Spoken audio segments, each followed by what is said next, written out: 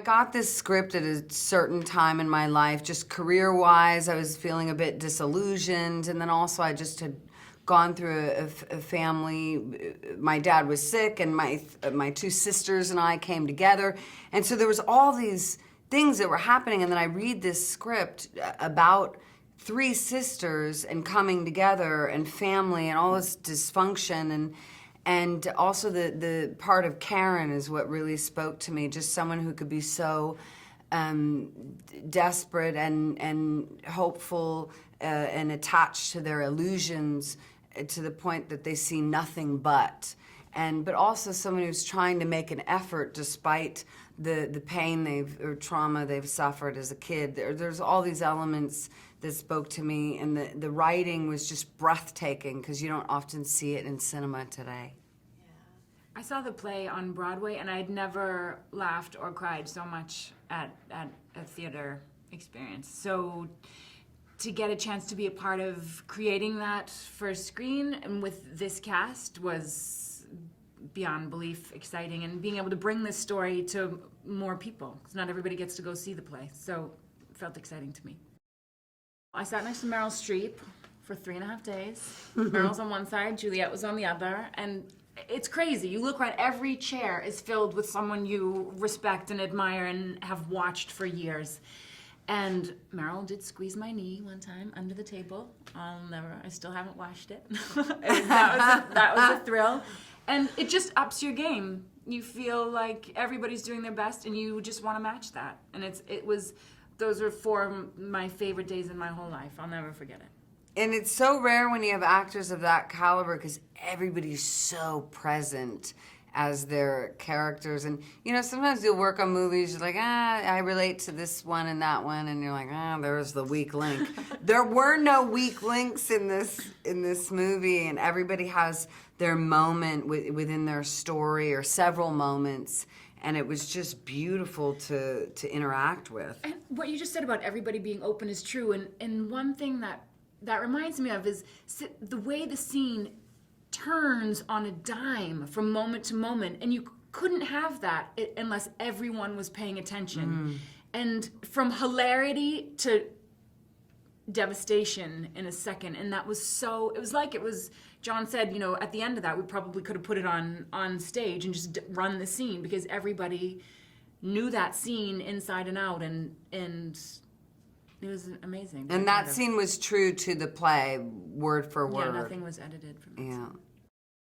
Ivy is the middle sister. She's the one that's stayed home to sort of keep everything in check. She can't control her parents, but she can at least make sure they're eating and that their house is not turning into some hoarder's nest. And now she has a little secret, and she's ready to make a change.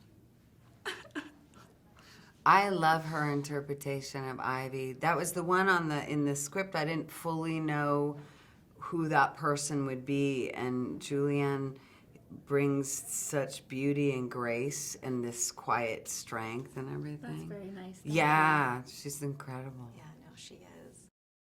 This movie touches on so many themes. I think disappointment, heartbreak, love, history, family, and all its goods and bads. And the different generations, Meryl's generation, their character, and the hardships, and also the abuse that's passed down, for better or for worse. Addiction, I love that, because so many people either have dealt with addiction themselves, or someone in your family has. So I like that that's a major part of the film too. And neglect,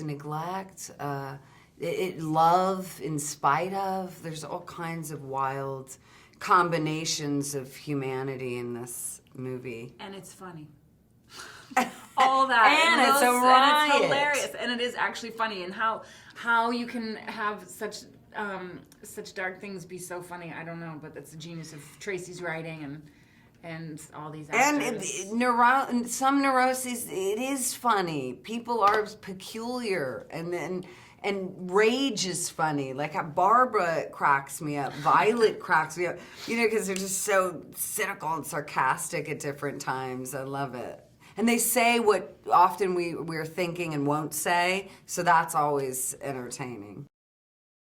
What a beautiful guide he was for us. Like in rehearsal, he really did a great job in creating a safe environment for all of us to just give up our stuff.